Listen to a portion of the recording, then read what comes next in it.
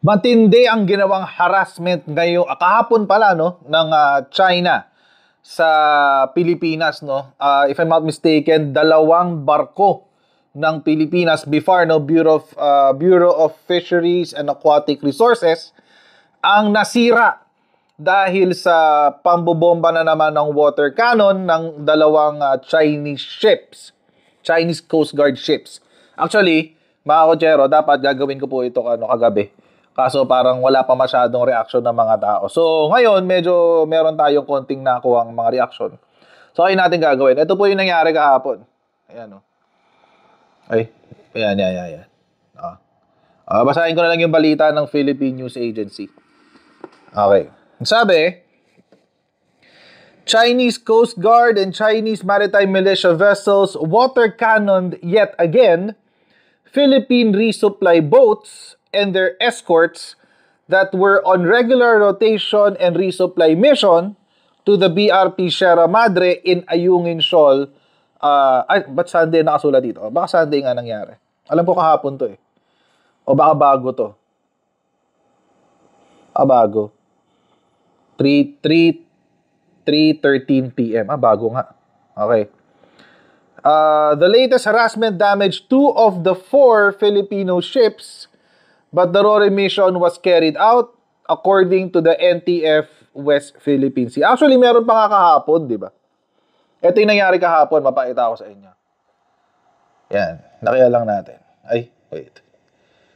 Nakaset yung volume. Ay, lalaki lang natin ng konti. Yan. Ito yung nangyari kahapon. Panoorin natin. Tagal. Yun.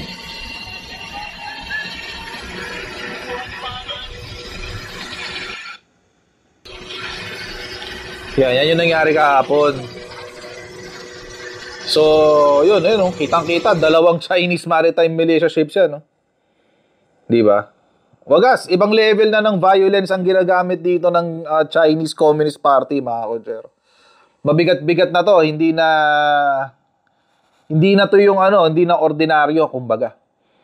Hindi lang yan, actually, meron pang tawag doon, meron pa silang tinawag na acoustic something. Wait lang. Yeah, it's something like that. Na nag-cause pa raw ng temporary na tawag dito. Discomfort sa ating mga Coast Guard tsaka miyembro ng BIFAR. So yung kahapon, yung sa BIFAR pala, yung kahapon sa BIFAR. Ngayon naman, Coast Guard RORE mission uli ito papuntang Ayungin. So dalawang magkasunod, mga kotsero. Hindi na to normal, mga kawotsero. Actually, sa totoo lang, medyo nakakabagabag na to. Itong ganitong klase ng galawan ng China dito sa nangyayari na to. Hindi maganda to, mga kotsero. So, 2 na pala. Isa kahapon sa BIFAR, isa kanina sa Coast Guard.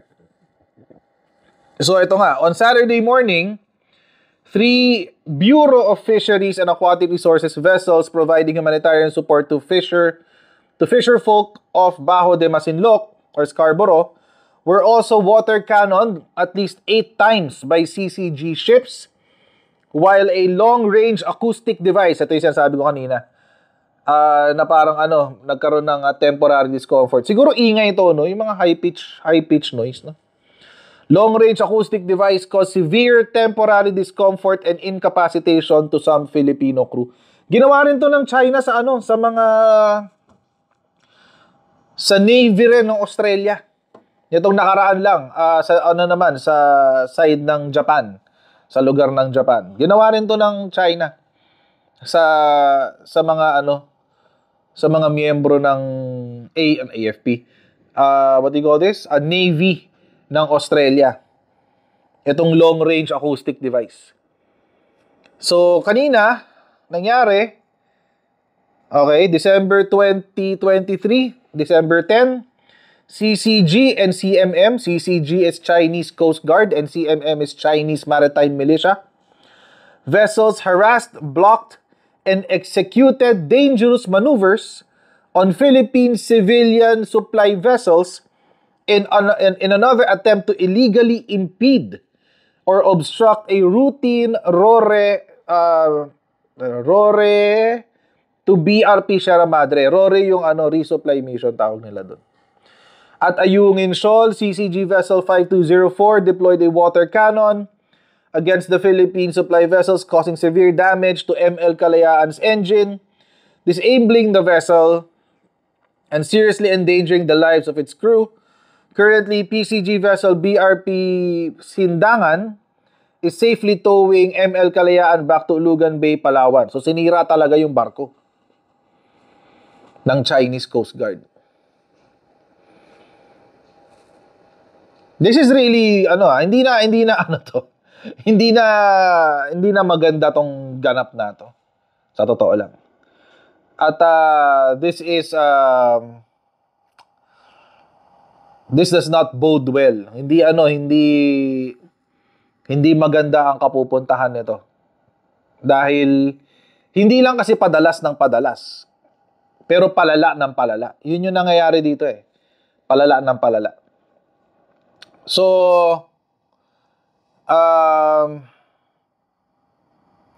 this time, I think, itong Pilipinas should do more than just make press statements. Parang parang nakakaloko na to eh. 'Di ba? Kahit anong press statement mo, wala naman nagbabago, ganun lang 'yun, laway lang 'yun, 'di ba? So ito ang sabi ng mga diplomats dahil dito sa ginawang pag-attack kahapon. Ito yung sa kahapon. Hindi pa to yung sa kanina.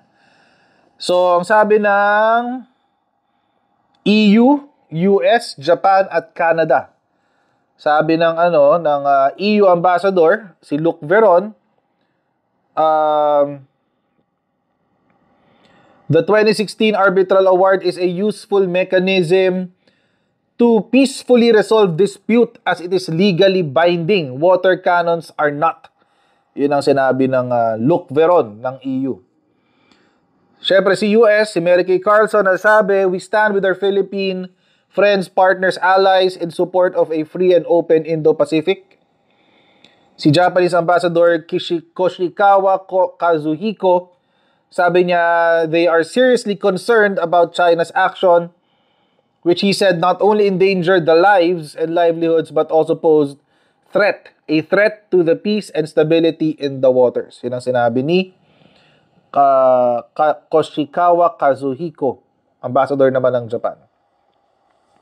Tapos inulit niya, we reiterate the importance of upholding international law, particularly UNCLOS and the 2016 Arbitral Award. Lahat sila bumabalik sa Arbitral Award eh.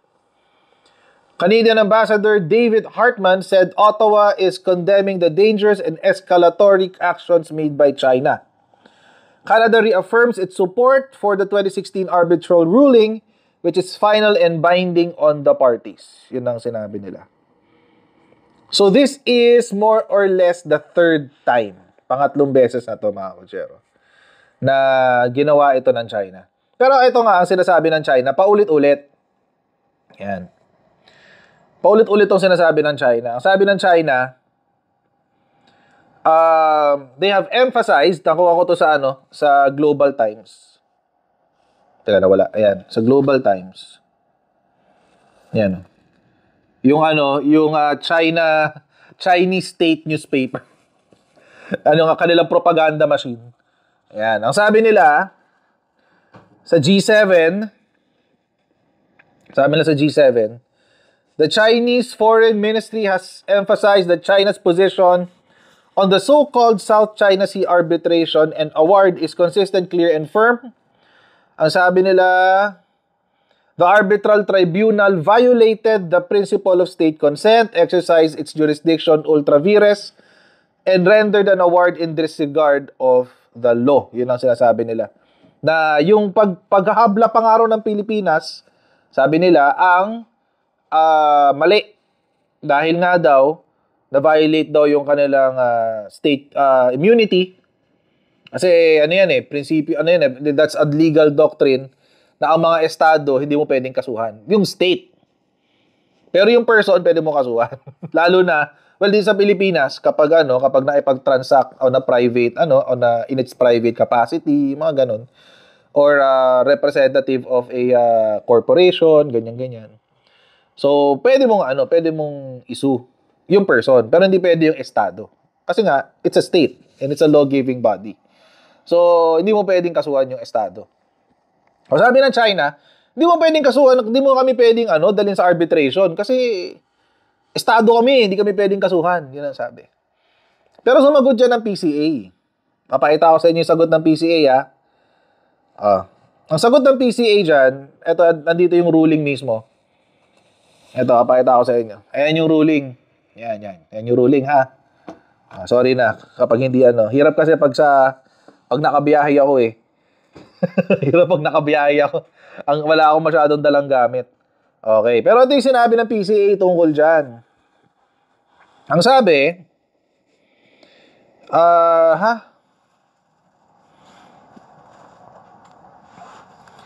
ang sabi dito sa mga gusto magbasa, download nyo yung Permanent Court of Arbitration Decision sa website nila. Nasa page 39 yan. Ang sabi ng page 39 ng PCA, the procedural history recounted in Chapter 2, China has not participated in the arbitration at any stage. So, hindi sila nag-participate, sabi ng China. Kasi nga daw, violation daw ng kanilang state immunity, tapos violation daw ng UNCLOS, etc. etc. So, ang sagot ng UNCLOS ay ng PCA, Permanent Court of Arbitration, ay ito.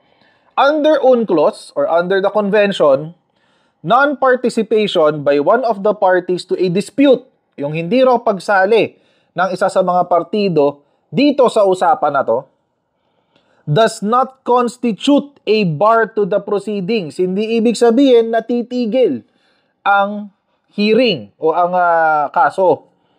Bakit? Nakasulat daw kasi sa Article 9, Annex 7.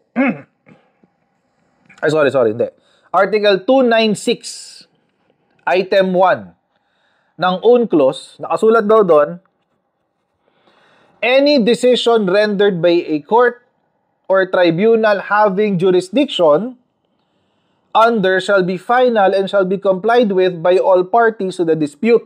So, lahat doon ng desisyon ng PCA, lahat ng desisyon ng tribunal, kahit sinong korte o tribunal, sa mga away-away na ganito, dapat sundin ng lahat ng mga nakapirma sa UNCLOS. In addition, Article 11 of Annex 7 provides that the award shall be final and without appeal. It shall be complied with by parties to the dispute. So, cannot be daw, sabi. Cannot be. Kailangan daw sumunod ng China kahit hindi siya nag-participate. Tapos, ano pa ba? Ayan. Ito pa, meron pa isa.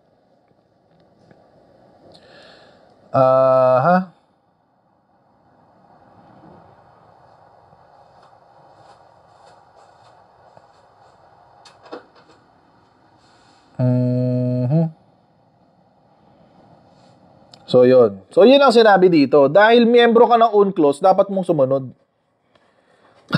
Dahil miyembro ka ng UNCLOS. Ngayon, pumirma daw kasi sila nung, kailan ba to? 1996 daw eh. Sana yun? Wait.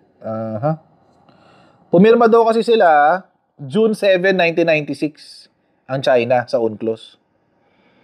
So, accordingly, they are both bound by the dispute settlement procedures provided for in Part 15 of the Convention in respect of any dispute between them concerning the interpretation or application of the Convention. So, ibig sabihin, hindi exempted si China.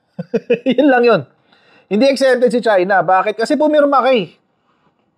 Pumirma ka sa UNCLOS at niratify nyo yan sa bansa nyo noong 1996. At nakasulat sa Part 15 ng UNCLOS na the dispute settlement provisions set out in Part 15 of the Convention were heavily negotiated and reflect a compromise. So, yun ang sinabi. So, pinag-usapan daw talaga nila yan. Yan dispute settlement procedures na yan. So,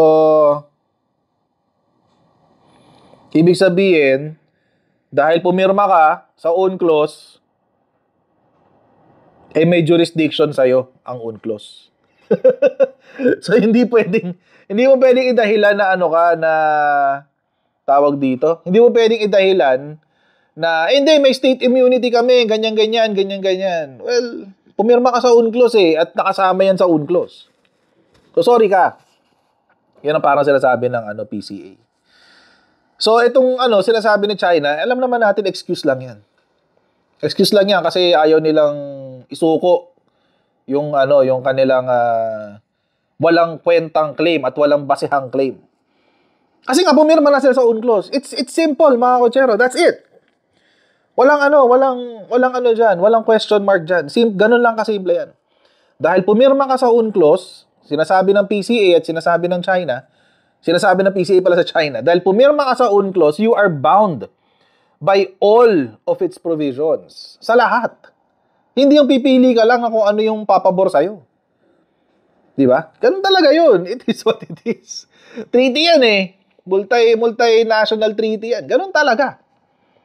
So ngayon, pag sinabi ni China na bina-violate yung international law, bina-violate yung karapatan nila, etc., etc., sila yung gumagawa nun. Sila yung nagpa-violate at sila yung gumagawa ng kabalbalan dyan sa West Philippine Sea. At ang nakakatawa, mga kotsero, merong mga Pilipino na kinakain yung kasinungalingan ni China. Kinakain yung echas ni China.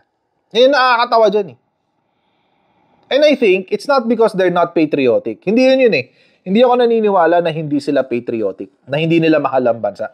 I think mahal nila yung bansa.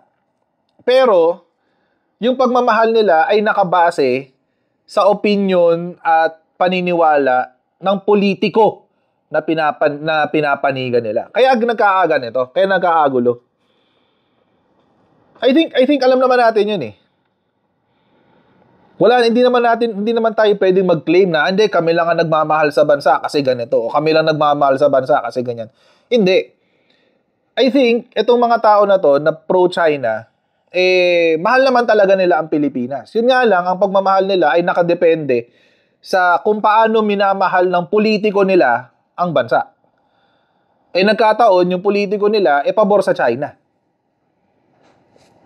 So, it is what it is. Let's call it as it is. Kaya nga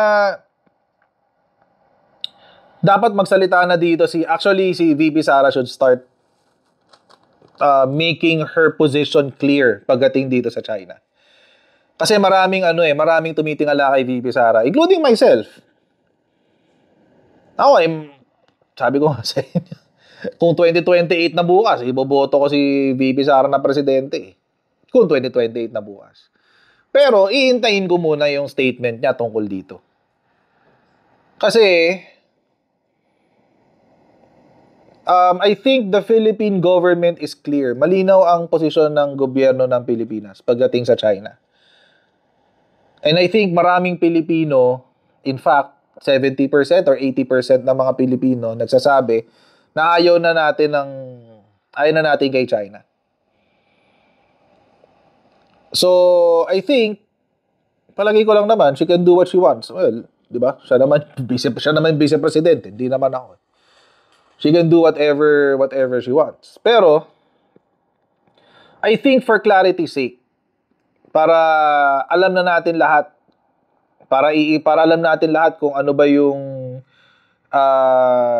dapat tayuan ng mga supporters ni Bongbong at supporters ni Sara.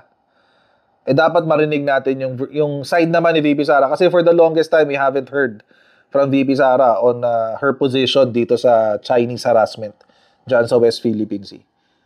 We haven't, well, hindi natin alam Actually, ako di ko alam. Is she, tinatanggap ba niya yung posisyon ng tatay niya na pro-Beijing stance? Or totoo ba ang kwento-kwento na siya yung medyo rebelde sa pamilya nila at kokontra siya sa sinasabi ng tatay niya tungkol sa sa Beijing? I'm hoping the latter. I'm hoping na doon siya sa huli yung kokontra siya sa Beijing. Kasi slogan pa lang niya, mahalin natin ang Pilipinas Pilipinas. Hindi naman sinabing mahalin natin ng Pilipinas papuntang China eh. Hindi naman yun eh. Di ba? Sinasaktan na yung ating mga Pilipino, sinasagasaan na ng mga barko ng China yung mga mangingisda. So parang... And as far as President Bongbong Marcos is concerned, he needs to be more firm. I think si President Bongbong Marcos, Mr. President, kailangan mong tumayo. Kailangan mong, you have to show your spine when it comes to this issue. Alam namin, nakita namin, nakipag-partner ka kay Japan, nakipag-partner ka kay Australia, kay US, etc., etc. But there are other countries and they have their own problems. May iba silang problema. Tayo sa Pilipinas, anong gagawin natin? As a country, aside from forming alliances, what are we going to do? Papagalitan na naman ba natin si Wang Zhilian, yung ambassador ng China? Are we going to do something? Magagalit lang ba tayo? Maglalabas lang ba tayo ng statement? Or what are we going to do? Mr. President, we have to hear you. Alam namin, galing ka sa sakit and thank God, gumaling ka na. But, I think we need you this time. We need you more vocal. Kailangan namin makita yung na hindi ka na sa kung anumang event na meron kang speech. Hindi, we need you to be more we need to see your backbone on this issue, Mr. President. And I guess that's the long and short of it. Kasi nakakaano na rin eh. Hanggang kailan natin to titiisin? Will we do something sa China? Short of going to war. Of course, di naman natin kaya yung gera. Pero what else can we do? Can we shift our exports to somewhere else? Di ba? Pwede ba tayong mag-umpisa na ng manufacturing sa Pilipinas para dito na lang gagawa ng mga China-made products? Pwede naman gawin dito yung lahat eh.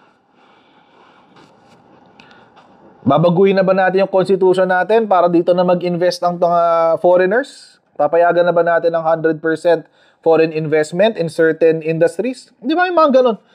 That's doing something for the Filipinos short of going to war with China. Di ba? Tanggalin natin ang ating umbilical cord sa China. Tanggalin natin, di pala umbilical cord, yung dextrose. Tanggalin natin yung dextrose natin sa China. That's the least we can do. Diba? So, and tayo mga ordinaryong Pilipino, hindi natin kayang gawin yan na makagawa lang dyan yung mga policy makers natin. So, sana kahit marinig lang muna natin yung plano. It doesn't have to be tomorrow. Hindi naman kailangan ma-execute na yan bukas. Pero at least marinig man lang, di ba? Para alam natin kung saan direction papunta ang Pilipino. So, yun mga kutsero, hanggang dito lang po muna tayo sa video na ito. Please don't forget to subscribe sa ating Coach Jared YouTube channel. And mga kutsero, we will be having our live stream soon. Konting panahon na lang, tatapusin ko lang yung finals. Pero pagtapos ng finals, yan, live stream tayo ulit. But, ayun, maraming pong salamat sa inyong patuloy na pagsuporta. God bless you and see you next time, guys. Bye!